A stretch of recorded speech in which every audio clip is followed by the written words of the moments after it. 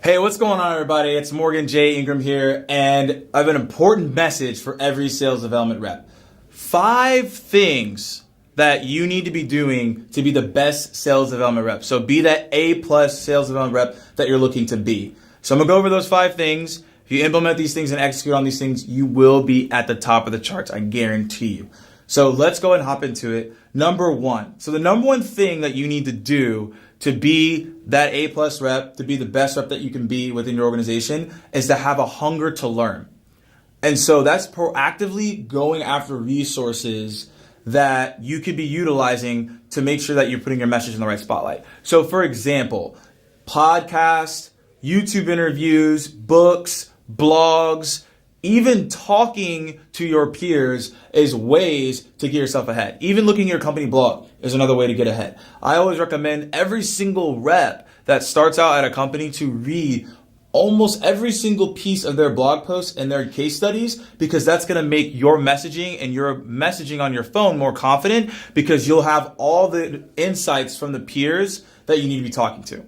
So when you do reach out to those prospects, they resonate with you and they're willing to have that conversation because you speak the same language, which is why you need to have that hunger to learn. The more that you learn, the more that you earn. And also, outside of your 9 to thrive is where you thrive. So if you think about outside the 9 to 5, what can I be doing? What resources can I be picking up? It's only going to put you ahead of the game. I'm not saying read a book every single day or listen to 5 podcast episodes. It's reading 10 pages in a book. It's listening to half a podcast episode. It's listening to one quick tip on a podcast channel or YouTube. It's those things that make you be 1% better, and it's going to make you ahead of the cast of other SDRs that you're competing against, because you're actually learning insights from other people that most people are just going home and they may be going to sleep, or they may just resting. So point number 2, it's very important here, is to always ask for feedback. I think a lot of people do not like asking for feedback. When I first started as an SDR, I didn't like asking for feedback. But what I realized is that I had to ask for feedback in order to get success. So a prime example is when I first started doing cold calls. I first started doing cold calls, and I realized that I wasn't getting further along the process as I wanted to. I was getting just, hey, send me information, or call me back next week, or call me back in a month, but I wouldn't get that scheduled next meeting on the calendar to hit my quota.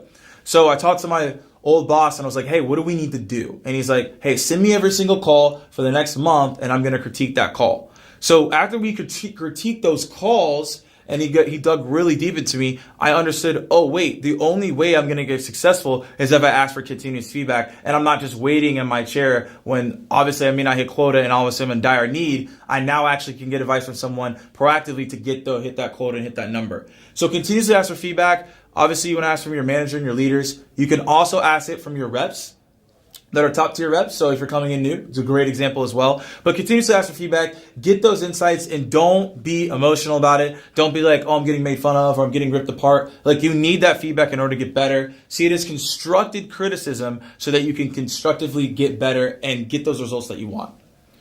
So number 3 is the ability to adjust. So as you all know, there's tons of things that are coming out nowadays. There's video selling, there's AI, there's Alexa skills, there's Google Voice, robots are doing backflips. There's a ton of all these crazy things that are happening now. So we have to figure out, okay, what are things that I need to adjust to see results? So for example, I used to do Vidyard videos back 2 years ago. And when I first started doing them, I would do very, very long-winded videos. So it'd be 4, 5, 6 minute of videos, and it would take me forever to do them. And what I realized is that did not work. My prospects weren't responding to me. So I had to adjust. And I started making 60-second videos and 90-second videos. And when I started doing that, I actually started seeing more results, because that was actually something that they can consume and actually get something out of. So it's understanding, hey, how can I adjust to my personality, the art of you as a sales professional, and adjust to the tools? So is it Vidyard? Is it social selling? Is it creating that personal brand? Adjust to where we are at today, and then using that to get in front of your prospects. Because maybe a prospect likes that video. Maybe they want to be interacted on Twitter. So you got to figure out which works for you so you can get that message across. Number 4 is the ability to persuade the prospect. So I'm not saying dirty sales tactics. That's not what I'm saying. finding a way to actually convey that message of value so that prospect in return wants to actually take a meeting with you. As we all know, time is the most valuable asset that we have. So we have to be able to convey a message that a prospect wants to hear and wants to spend time with us. So having that ability to go from a cold stranger on a cold call or a cold email to actually wanting to take a meeting is a lot harder nowadays more than ever because everyone's getting blown up. 200, 300 emails for pure executives is what I've heard. So figuring out what is that skill set you need to do to convey that message very quickly and then convert that into an opportunity. And then last but not least, point number 5, last thing everyone should know, very cliche, is you got to work. You got to hustle. You got to show up every single day. If you're not showing up every single day, you're going to miss out a lot of opportunities along the line. Just because you showed up one day and you put all on the floor that day doesn't mean that all the other 29 days you can just slack off and do whatever.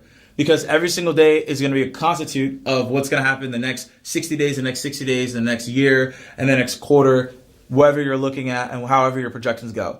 So making sure that you're showing up every single day, you're hustling, you're putting your most effort out there so you can be that A+ rep.